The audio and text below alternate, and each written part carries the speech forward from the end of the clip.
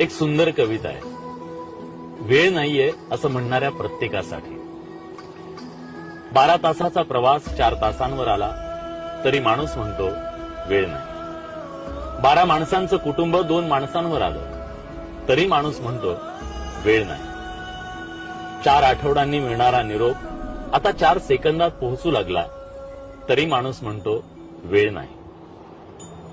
घरात वर खाली जाणारा वेळ, श्रम, वेळ लिफ्टनं सेकंदावर आला तरी माणूस म्हणतो वेळ नाही. कधी दूरच्या माणसाचा चेहरा पाहण्यासाठी 6-6 महिने लागायचे. आज एका व्हिडिओ कॉलवर माणसाला पाहू शकतो पण तरी माणूस म्हणतो वेळ नाही.